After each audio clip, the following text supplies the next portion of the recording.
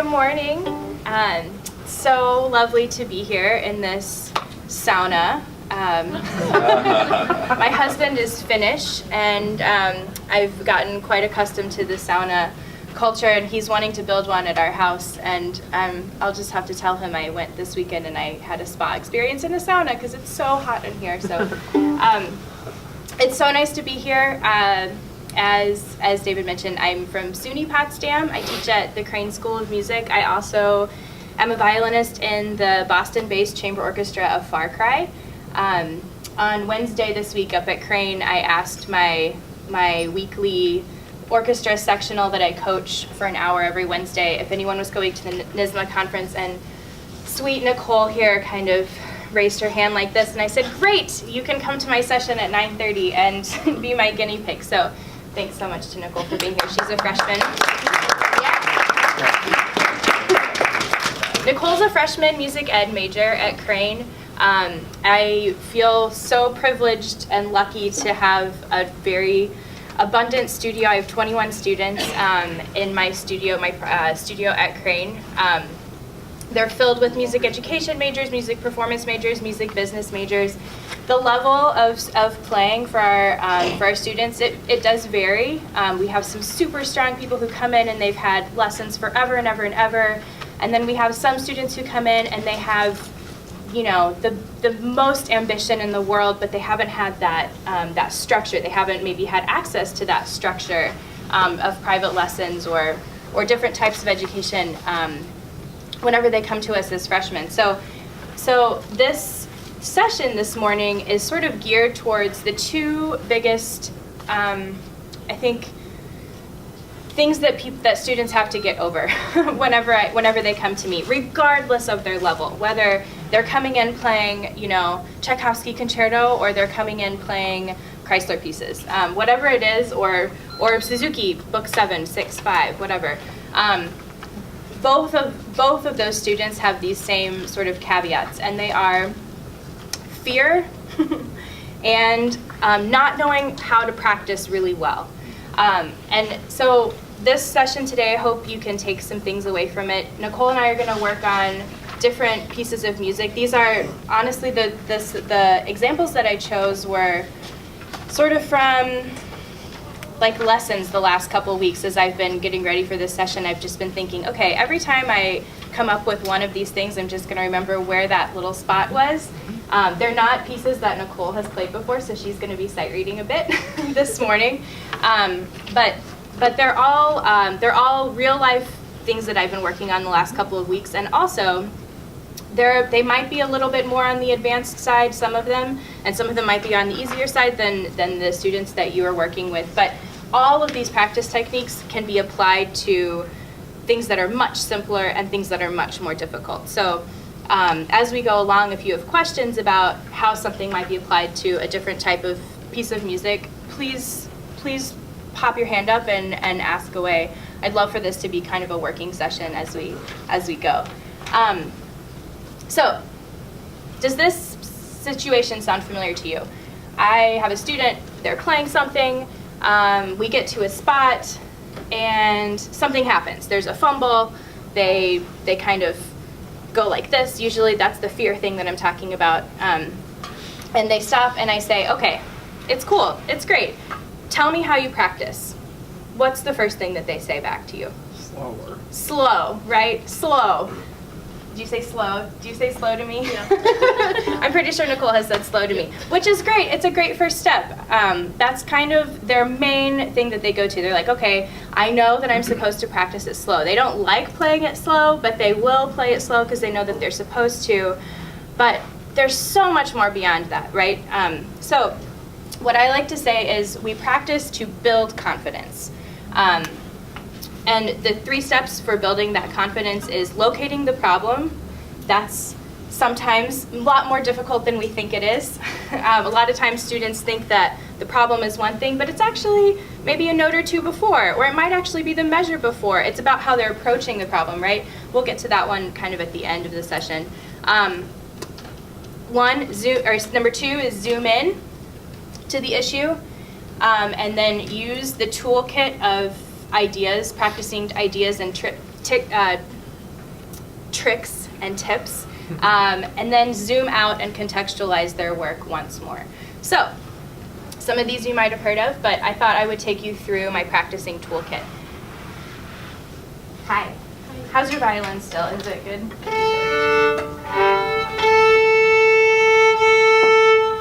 We're going to get sharper and sharper today.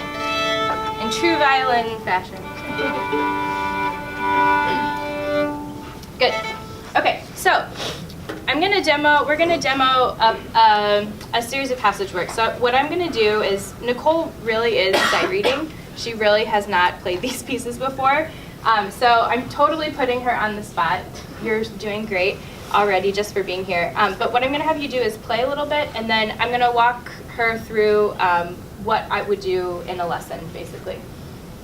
I don't stand like this, so that's unfortunate, but I'll try to try to emulate how we are in a lesson. Okay, can you go? So let's find a tempo. You want to try?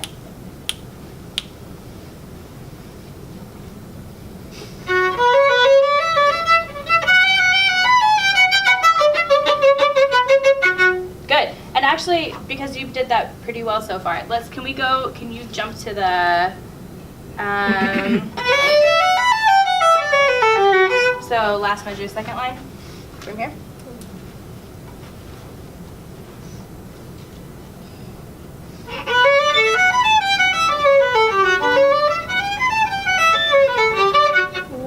It's okay. And then go slowly. Okay.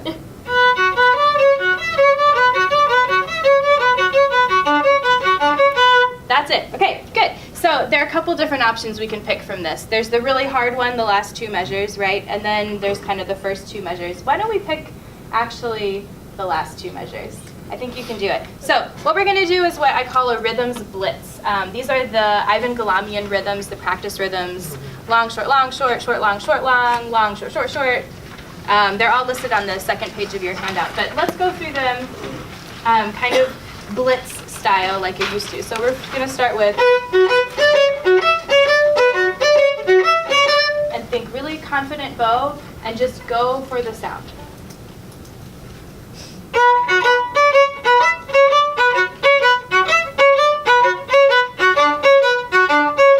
That's it. Okay, good. A couple little weird notes, but they'll come along, right? Let's do the next one. So this is short, long, short, long, short, long, short, long.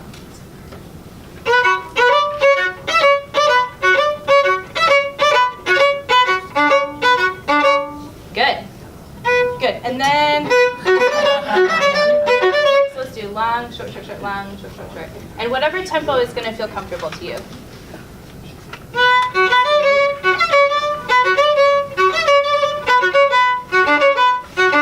Good. And the next one? I'll say da-dun, da-da-da-dun, da-da-da-dun, da-da-da-dun. So it's short, long, short, short, short, long, short, short, short, long. I'll play it. Yeah.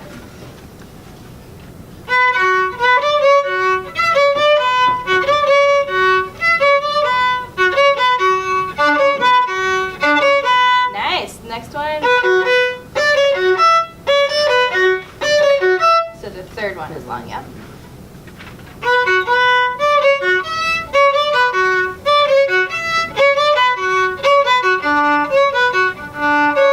Good. Last one. Try.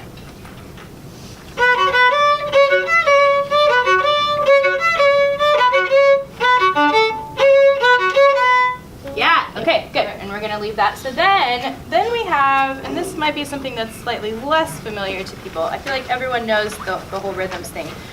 But this one, the next step is, I think, a lot more fun, which is bowing patterns. So we're gonna play, I like to think of this as like practicing Sudoku. It's just a puzzle. Your brain is just sort of wrapping its head, you're wrapping your head around a little musical puzzle. So the first one we're gonna do is slurred 2, separate 2, I think is what I have on there, right? Good, so. You can take it whatever tempo feels comfortable to you.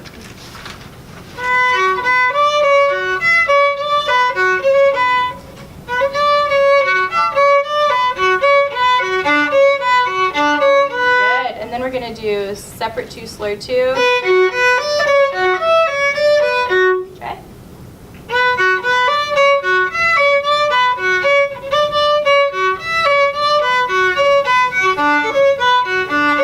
That's it. And then so slur the middle 2.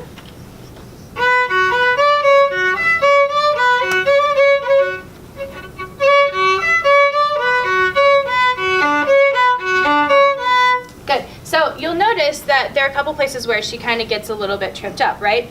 But I'm not addressing them. And the reason I'm not, it's on purpose. I'm listening for patterns. If there's one place where she consistently has like a little bit of a trip up, then that's a clue to me. But in this practicing, at least whenever we're practicing together, kind of as student and teacher, I like to just have a more flowing way of practicing. So we're kind of trying all these different things, and as long as she's hitting about 93%, then we're going to keep moving through the patterns. If we get too fixated on one little thing, then I feel like it's going to chip away at that confidence thing, which is what we're trying to build up to begin with, right? We're trying to build up confidence, and we're trying to eliminate the fear of the passage. So we keep, I don't know, like I'm pretty positive in lessons anyway, but I'm definitely going for like that's okay, leave it. Just set it down and keep walking, right? We're gonna keep going. And then if a pattern emerges, we'll say, all right, that's definitely a thing that the finger is not loving, or the bow is not quite connected, or maybe you're just not reading it correctly, and then we're gonna zoom in even further. So we're at like a, 80% zoom at the moment. Good. Nicole, let's do the last 2 bowing patterns. So this is separate 1, slur 3.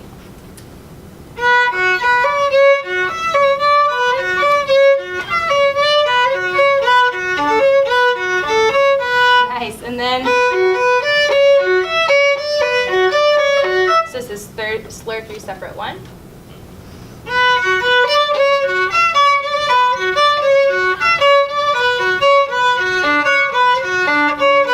That's it. Okay, good. Okay, so now, if we want to get really fancy, can we actually go back and do a couple of those bowing patterns one more time?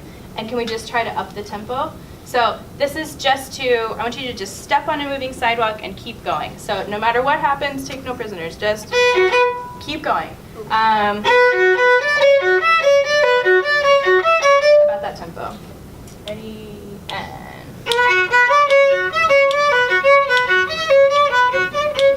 Okay, one more time. Okay. Take your time.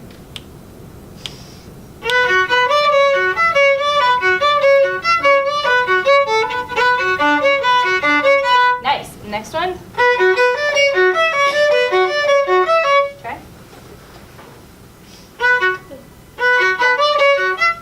Yeah. Okay, so say it out loud. What are you doing? The 2 slurs separate. 2 separate, 2 slur. Got it. Good. Okay. Yep, 2 separate, 2 slur. Okay. You got it.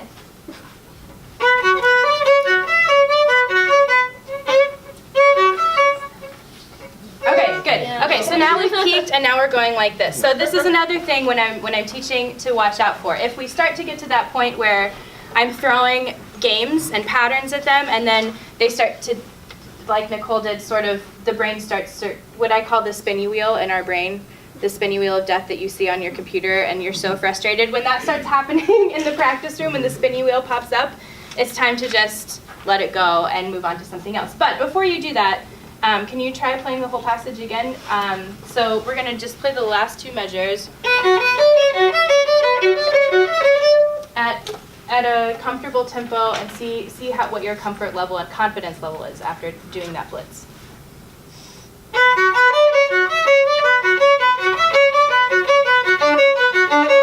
Good. So for one couple of things, good. Shake it off. Let's do it one more time. One more pass. Doing great.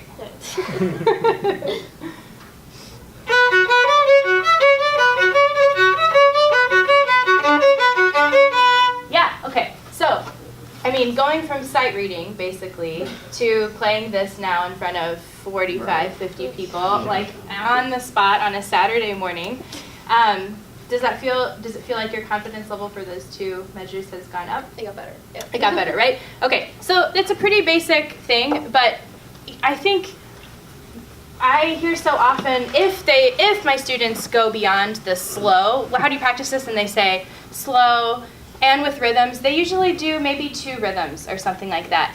And the thing is, I think that all 6 are really important. And I think that doing passage work with the bowing patterns, it just boosts it up to here. And the reason why is because it's subconscious practicing. We're replacing what they are focused on in the problem and kind of playing this game with it, right? We're taking this other little pattern and we're superimposing it on the problem, and they're just fixated on the pattern. You know, Nicole's going, okay, so middle 2 slur, and that means then the up bow and then the thing, and they're not worried about the left hand, and they're not worried about the bow. They're just trying to like complete the little task. They're trying to check the box. So then when they come out on the other side and we refocus their consciousness to the thing that they were doing the whole time, suddenly, oh look, it fixed itself. And that's what I'm a big fan is. Practicing that fixes itself. and when you can walk away from it and say, oh, I didn't even have to, it doesn't feel like they practiced it. It just feels like they did this little game for a few minutes. Right? Wasn't that so fun? Okay, good job. A+. Okay, so let's move on to another one. So let's talk about shifts and leaps. So the excerpt that we have here is from the first movement of the Saint-Saëns concerto. Da da da da yan, da da da da da da da. And then what happens, right? We have this. There's this sort of apologetic thing that happens in the first lesson whenever we get to this spot, and they're like, oh, I can't get it. So this is confidence again. It's like, what are you so scared of? It's literally like, first I like to point out how small the fingerboard is on a violin, and obviously not all of you are violinists here, but even on a bass, the distance from one note to another is just a few feet, right? Which might seem like a lot, but in the grand scheme of everything, like, we're also just a few feet tall. Like, it's not that big of a distance, and somehow in our minds we've created this fear for distance that's actually not that far. I mean, how long does it take my arm to go from here to here? Not long, right? And same thing whenever we're shifting on the violin. How long does it take it to go 2 inches? Did you even see it? So fast. So I think, first of all, just getting into a student's mind, like, it's not that far. Just, it's fine. You're fine. It's not that far. So can we play, let's play this first. Again, she's sight reading. She's not playing Saint-Saëns concerto. But you're gonna go for it here. So Appassionato, Forte, get it, girl. Just the first 5 notes. Sorry, I'm so sorry. Just the first 5 notes. Let's just do da da da da yum. Just go for that. Don't worry about the rest of it.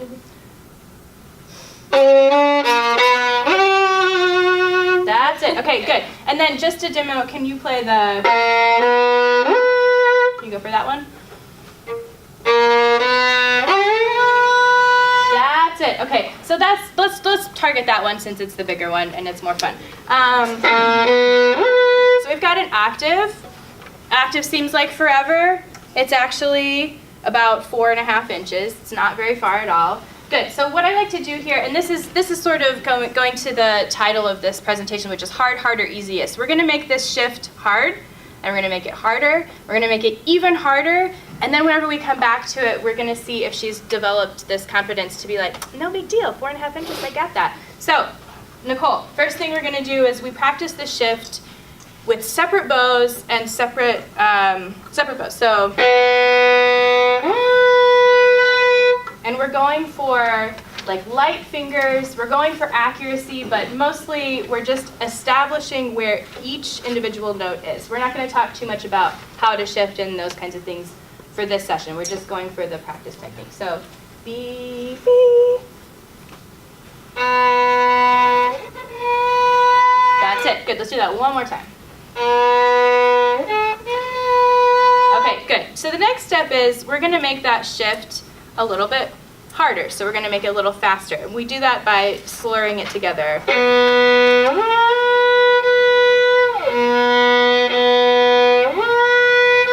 So we don't have the security of the stop, find, play. We just have to trust.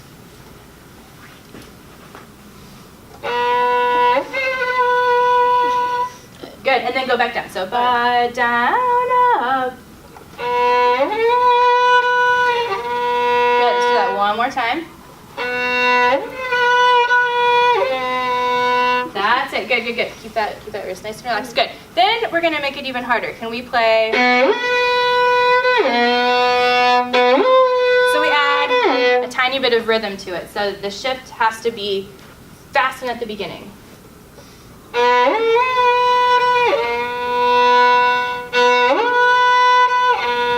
Nice, okay, now this is the part where it starts to get really fun. So now we're gonna do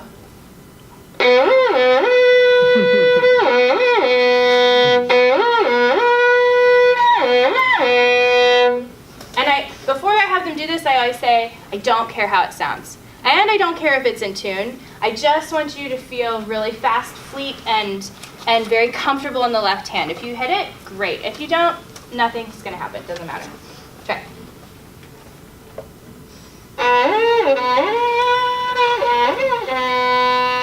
Good, do you see the concern on her face that it wasn't in tune? Okay, forget it, who cares? Literally, this is what I want you to play. Like, if it sounds worse than that, I'm gonna be happy. Just fast, fast hand. Don't worry about it.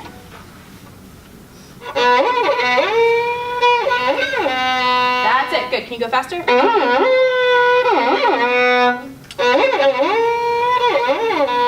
That's it, good. Now shake it off. Now can you play, just go from the A sharp, B,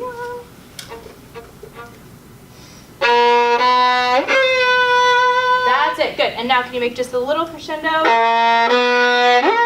Go crescendo to the bottom B so that you have energy for that top B.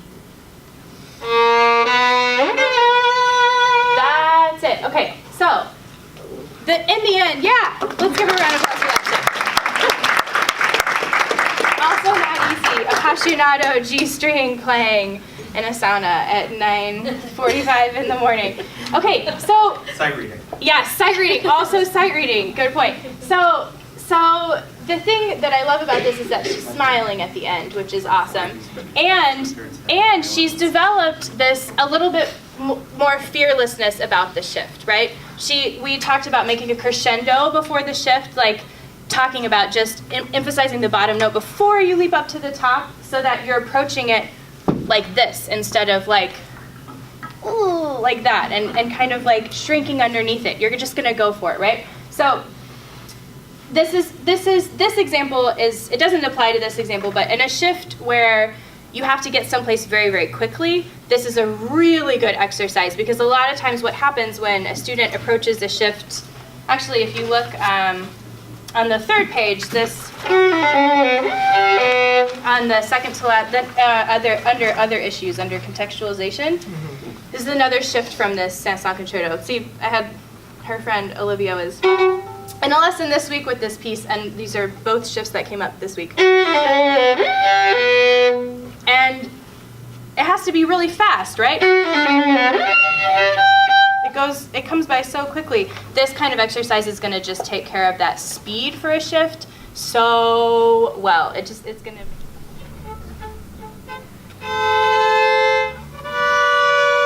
Good. And then can we do?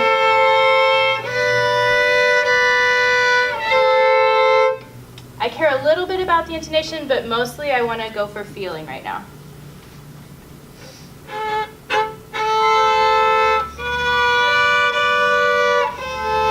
Nice. Okay, so then the next step you might remember is kind of front loading the shift so that we're going with like speed and confidence right in the beginning of the bow.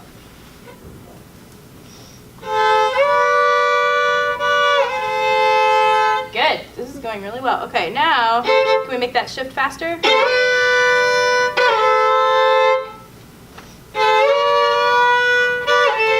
Nice. Okay, now you know it's coming. And I want it to sound like as most like calf split you can. But I want your fingers to be light, and I want you to feel feel light and speedy in the left hand. Nice. That's it. Good. Shake it off. That's it. And now, go for it. That's it. No Okay. shaking the head. No shaking the head. Just embrace it. Okay, so I think so she did this, right? She did this thing, which is kind of down here. It's one of the last things, making faces when you're practicing, which is, I wish I knew how to make my students not make faces. And this is my attempt at it, all of this practicing for confidence, because ultimately, I just want my students to be able to share what they have in their hearts with their music with as much, confidence and knowing who they are as they can possibly have. So all of these little practice things, they're all just steps towards having their own personal confidence inside them. So every time that kind of thing happens, I understand, because, right, so I totally get it. But can you just go for it like this? Okay, you're going to step there and then just boom, just go like that. Don't shrink away. So here, I'll play. This is how, if it sounds better than this, great. Can you make it sound better than that? Probably. Do it. Go for it. Okay. Nice. That's it. I saw the little thing and then the knot. Okay, good. Then now can we just play those 3 double stops right in a row? Think light fingers. From the G, yep. Or from the first one, yep.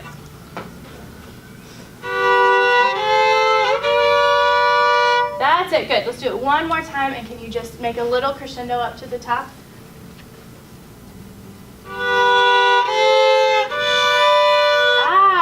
Okay, that also deserves a pretty big round of applause, I think. Yeah. Okay, so I said something interesting in this little exchange, which was, I don't care if it's in tune. Which is funny, because that's kind of most of the thing with the thirds, right? That they be 2 independent melodies, maybe, or it's a harmony. But as you noticed at the end, she really played quite in tune. It was lovely. I think, not to say that we shouldn't think about intonation, but I think that there is another approach to intonation that's really important, and it's confidence in the bow. Actually. So I think when we start to focus so much on the left hand and we put all of our attention into this tiny little thing that we're doing with our left hand, that can be fear-inducing. And that's something that I try to address I'm just very conscientious about how I address it, because I feel like so many of us, myself included, I think about when I was taking lessons and things, the minute you get self-conscious about intonation, what happens? It gets worse, right? And you freeze and you get paralyzed. And even though Nicole is literally playing this thing in front of you, her end result was really quite lovely in tune. And it's because we weren't thinking about intonation. We were just thinking about a feeling. And she trusted her ears enough. She has good enough ears. She has a built-in sense of intonation already inside her that she's trusting, actually. And that's what we're trying to do whenever we're working together on that. I try to get my students to trust the skills that they already have inside them so often by kind of taking a roundabout approach, like maybe thinking about the bow or thinking about the feeling. Does it feel in tune? Does it feel easy? If those two answers are yes, it's probably in tune or very close to in tune. Then if for example she had played this and it hadn't been in tune and we were in a lesson, then we would have taken a step back, zoomed in all the way to 100% to that spot. Remember, we're about 80% zoomed in at the moment, and we would have discovered, is there a shifting problem? Is there a left hand problem? Is there a tension somewhere? Is the elbow not coming around? Are the fingers too heavy? Is she clenching with her jaw? All the billions of reasons why someone might not play something really in tune or with a lot of ease. But for the most part, I like to approach it from the other side, like this. I think it helps us build confidence, because now, I'm talking about it now, so she's going to be self-conscious about it, but if she had walked away from that lesson and gone back to her practice room, she wouldn't have picked up any baggage about intonation on her way out the door. That's what I want. I want my students to see the bags on the floor and just be like, nah, I'm not gonna take that. I'm just gonna have this confidence in my playing. I don't want that baggage about intonation or tension or whatever it is. Okay, let's keep going. So extensions. This is another great example of making something a little bit harder. So this is taken from, and this one I apologize, I left the key signature off of this one unintentionally. This should be E flat to E flats and B flats, basically. So this is from the second movement of Brook Concerto.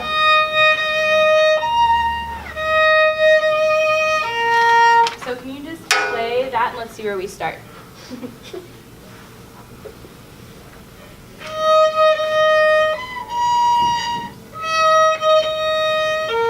That's it, good. So you sort of made my point for me.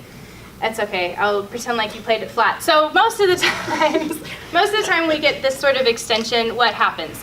We hear, I can't tell you how many times I've heard that interval in this spot, exactly. Hundreds, I'm sure. So, and the thing is, this is a pretty easy extension. I picked a pretty straightforward one, but you can apply this to octaves in lower positions, up to tenths, up to even just like one little shift. What do you hear? Well, I have small hands, or my hands don't stretch that much, or if they say it hurts, then that's like a whole other thing, and we have to talk about that differently and separately. But for the most part, people's hands stretch a lot more than they realize, and healthfully stretch, and with a lot of comfort, if they just do it. Sounds really simple, but Nicole, can you play? I'm going to pretend like you played it a little flat. So, can you play now?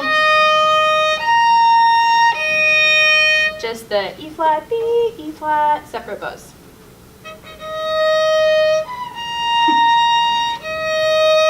Okay, I should have picked a bigger stretch for you.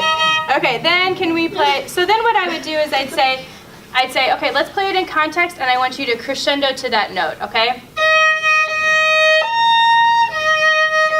And it's still just a tiny bit flat, right? And they're doing this just a little bit to it. I want them to go, ha. I want them to sing with their voice, bum ba da ya, dum ba da da, instead of dun da da, dun da da da, right? So what I want you to do is, can you play E flat to B natural? So play E flat, B natural.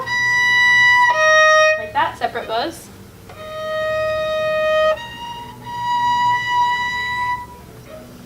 That's it, that's it. That's it.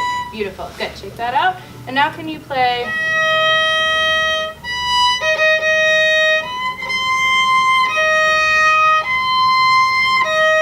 so E flat to C.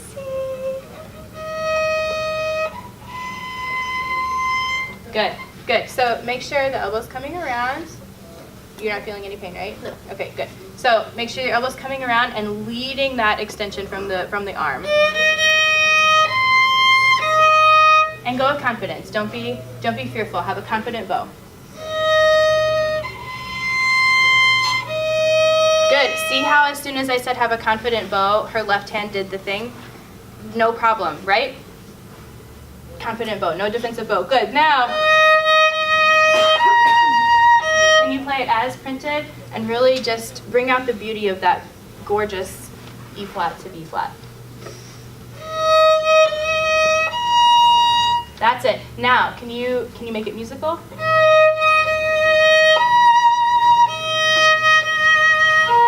So add a little bit of shake, a little shimmer on that top note.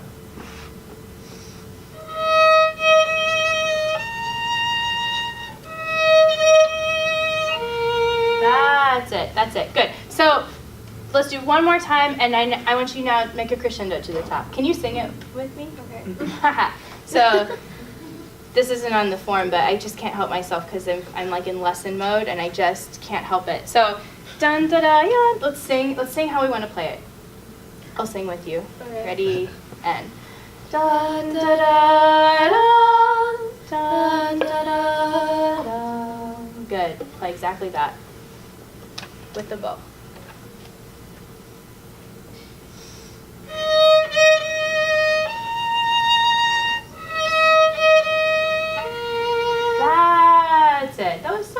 beautiful. Good. So we're using voice and breath also to emulate that confidence, because that's what the bow is, right? It's our voice and it's our breath. It's our inhale and exhale. Good. Okay, let's move on to this one. I love this one, bow control. This is like one of my favorite things to do. I do this myself in my own practice. Do you see the excitement on my face? I love it so much. Okay, so this is taken from Barber's second movement from the Violin Concerto. It's that like amazing, oh, it's so freaking amazing. It's that amazing like melody, thematic material right in the middle of the movement. First time it's played up on the G string like this, because awesome. And then you have it on the E string. It's fortissimo. The Barber just has these big phrase markings, right? And you see a lot of people play with a lot of separate bows.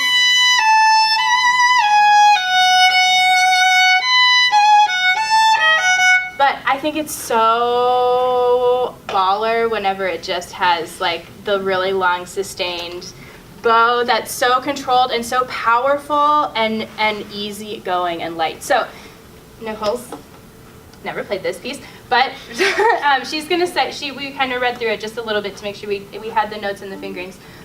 What I'm gonna do is have you play, let's play it together once actually, just so you're not totally vulnerable in this room of this sauna of people. Oh, it's not as hot in here anymore. That's nice. Okay, let's go from the top. Ready? Let's forget the grace notes for right now. Ready, and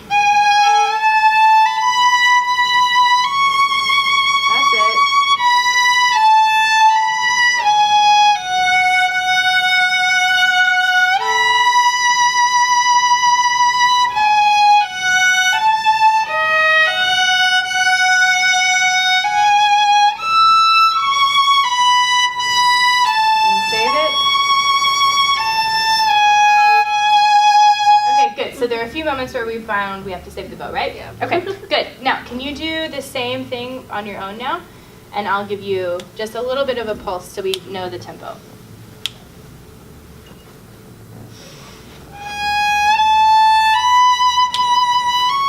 And 1. Save it. That's it. 2, 3. 2, 3, 1.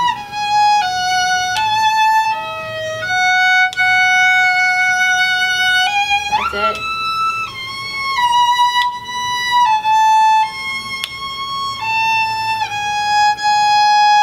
Good. Okay. So what do we observe? She's playing this beautiful melody. Does she seem comfortable? Not the most comfortable. I think you seem exceptionally comfortable given the circumstances. But what I would like to see from her is just power, like Wonder Woman style power in this beautiful phrase. Like she's just singing and she has endless breath supply. There's just oxygen going into her body and she's just like singing like this forever. She never has to take a breath. So how do we get there? First thing is, can we do the same thing? And I want you to just find that powerful post. So really feel like you're on the back of your heels, like you are here. We don't want to find power in our toes. We want to find it in our heels. Let's do the same thing. I might have you not play exactly the whole thing. Maybe just up to where we talked about before, at the end of the first line. Okay, same thing. Now can you play fortissimo?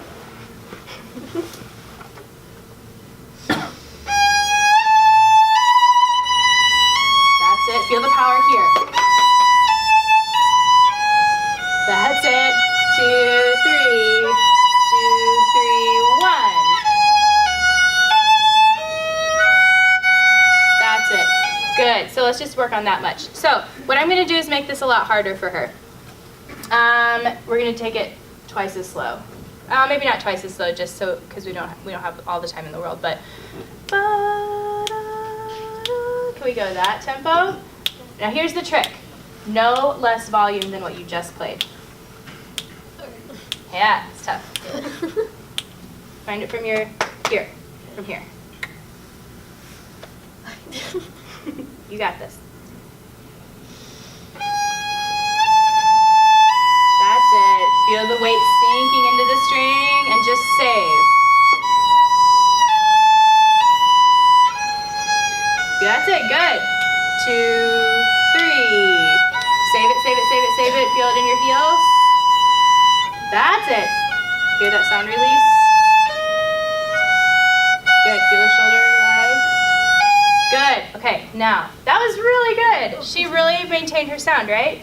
Can you do the same thing? And I don't think I brought it, but let's do, well, we'll just be really diligent. 3/4 of a bow. So let's find a spot on your bow. Never going below here.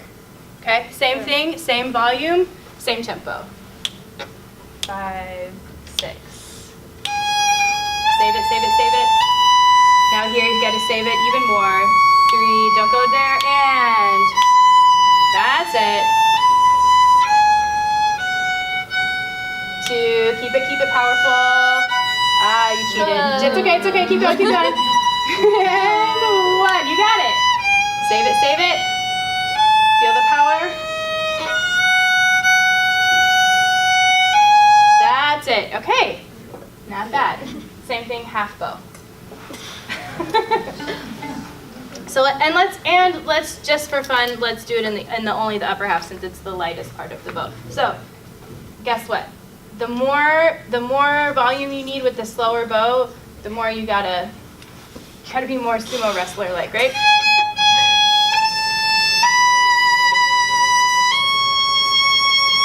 So think close to the bridge. Think relaxed. The second you start pressing, we can hear it. So let it go for resonance. Even in this room, this acoustical gem.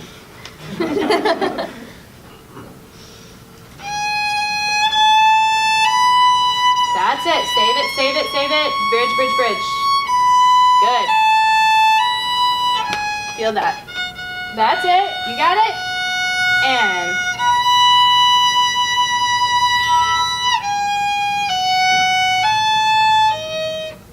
that's it. Good. That's it. Good. Now shake that out. Can you play the whole phrase? Nice. Let's do the whole phrase.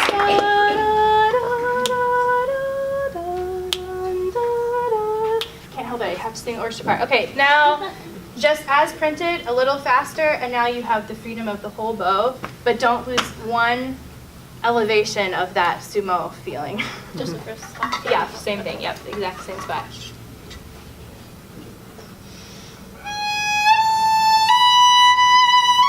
3, 1.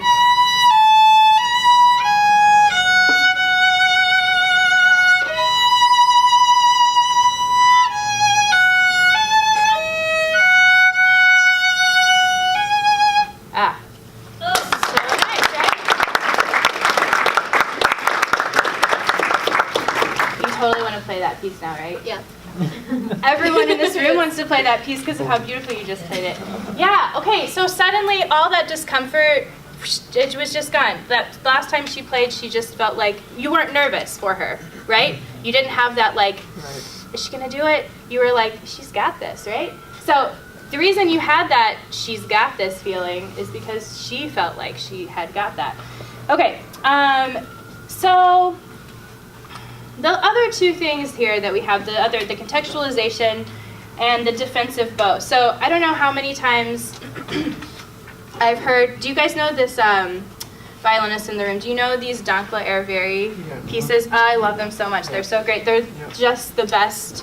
They're the best pedagogical tools. They show us so much. They're really fun. If you don't know these pieces, yeah, you should know these pieces. But I can't tell you how many times I've heard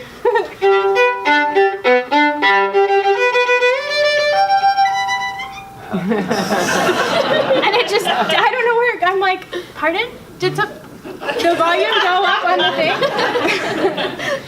And the reason I call that the defensive bow, and that we've sort of been talking about that a little bit here, the defensive bow. So, and we were talking about it also with regard to intonation. I find that when the bow has confidence, all the other things, they have the confidence too. So here it's a shifting thing, potentially, right? But the bow is also doing that like decrescendo scared thing. So we mark in a crescendo. I call it a defensive crescendo. Something that's just going to help us not lose sound, right? But it's this shift, right? 2, 1, 1, 4, 4. I should have put a fingering there for you. So we talk about leaning into it instead of leaning back from it. We lean into it. But mostly what I want to see is that their bow's doing something great. So we'll play maybe without the fingerings.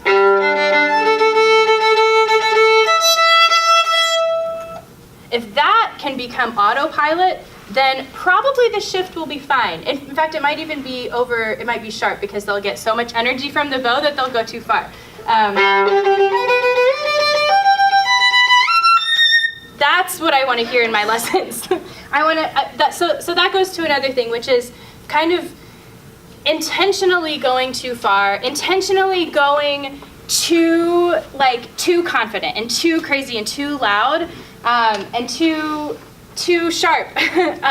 So that whenever they actually get into that performance place and they've got that little adrenaline injection, they're not paralyzed by the sudden self-awareness that they can kind of have. So a lot of times with my students, I'll have them intentionally go too far or intentionally make the mistakes. I mean, with Nicole here, when she was playing and she was so quiet, I'm not imitating you, but she was so careful. She wanted to do a good job. You know, she wanted to be like, I can show this room that I can play thirds, right? But it was very careful. And then as soon as I said, I don't care if it's in tune and I want you to just go for feeling and sound, I took the pressure off of her. I absorbed the pressure so that she could just do something else with herself. So that's something. Making faces with mistakes. This is something that I have my students practice. If I have students who always make mistakes when they play, or always make faces when they make a mistake, that's me, makes mistakes every time I play, yes, that's me. Then I have them intentionally make mistakes and not make a face over and over and over again. Because and we also frame it in this way of what's the worst thing that can happen? Like, I don't know, Rose, one of her friends, she's a notorious face maker during mistakes. And I always ask, Rose, what's going to happen if you miss that shift? And she says, and I say, literally nothing. Literally nothing will happen to you if you miss the shift. And so we go back and forth, and I'll make her be silly, or I'll make her, just whatever it is, and just get the like heaviness of being right and correct like off of our shoulders. Because ultimately, like, the stuff that we're doing with our instruments it's fun and it's wild and it's crazy, and I think that trying to practice in ways that encourages us to just embrace whatever it is actually improves our playing and all of those things that we're trying to focus on so much. So that's pretty much all of the stuff that I had. Are there any questions or any ideas, anything that you all have that you'd like to share with any of these concepts at all? Yeah. I like a lot of the things you did. I do a lot of them, and at the same time, like, I saw a lot of more ways that I could do it, right? I use a lot of etudes to help strengthen skills too, so I was just wondering if you had like a skill that you were working on in a passage, how would you, or would you, insert an etude in addition to everything you're doing? Absolutely, yes. So the diet that we have in our diet, I think of everything like meals because I love to eat. But our diet in every lesson consists of scales, etudes, repertoire, every single lesson. It's about broadening and zooming out, and then as you zoom in, noticing the pattern. So yes, exactly. Like when she was playing that first thing, there wasn't, maybe at the very end I caught like one pattern, one place where she consistently had a little finger fumble kind of thing. So then in my, she would leave and then I go home and all I do is think about my students' lessons like all night long. And then the next week she comes in and I think, okay, so there was like a little bit of third, fourth finger like issue. Maybe we should do some Shadiak. Maybe we should do a little bit of strengthening, and we'll apply the exact same practice principles that we did in the piece to that etude, and I won't tell her why we're doing it. And then, and then we'll come back to the piece, and then it's suddenly there, and then we'll draw the correlation. So a lot of times, I'm a different teacher in that way. I know the reason behind things, but sometimes I feel like being a teacher is sometimes like being a salesman. Like, I'm just trying to like, and I'm trying to be sneaky sometimes. Like, I'm trying to like get something out of a student without them even realizing what they're doing. And then when they realize it, then go back to kind of explain how it happened. I think sometimes we get a little caught in our head. And the thing is that that's not where we need to be if we're gonna play.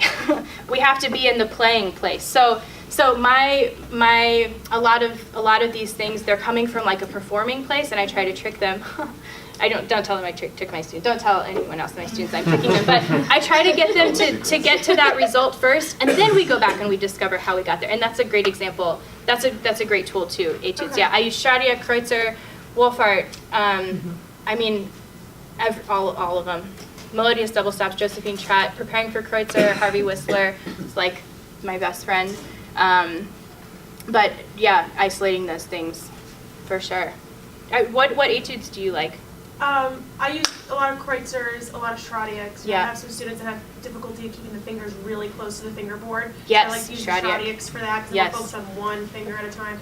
Things like that. Yeah. But sometimes it just gets a little boring, and then you transition to the piece, and you just want to make that a solid Yeah. connection, you know, at least so that they know how it's kind Yeah. of flowing from one step to the next. Yeah, totally. So that's where my question was coming from. Yeah, You definitely answered it. awesome. Yeah. I love etudes so much now. I say spent now so much time because on them. I hated them so much when I was younger, but gosh, I love them so much. They're so fun to practice now for me. And I think actually having that mentality whenever you're teaching is really important. So that it's not like, okay, we're doing this technique etude stuff now. We're just doing another thing now. It happens to be called an etude, but if anyone puts a stigma on etude, it's not them from the beginning. They get that from someplace. So trying to like, it's just another thing that we're doing. Yeah. Any other questions or ideas? Yeah. Any tips in the rehearsal setting? Yeah. Okay. Yes, I meant to address that. So I've done all of, especially the coordination things. I've done that a lot with orchestras, middle schools, young, like anytime you have a passage and you can break it down into sectional, to just do those rhythm things, it's really good. The other thing that I tip when I come in and I work with orchestras, I think the first thing that I always want to do is get kids standing up and get them moving their bow arms a lot more, right? Because how many times do we see the bow arms kind of going like this? And sometimes it takes that outside person that they're not used to come in and be like, move your bow, but it's the same thing. It's about making that gesture bigger and bigger so that the real gesture becomes very, very simple. I think another thing with orchestras, like dynamics, really I write in what I call defensive dynamics all the time. So if they're supposed to stay soft and they tend to get loud, we put in decrescendos, things like that. So those sorts of mentalities go into that harder, easiest thing where you're just making it a little bit more difficult so that the end result is very easy. I've Yeah. seen her do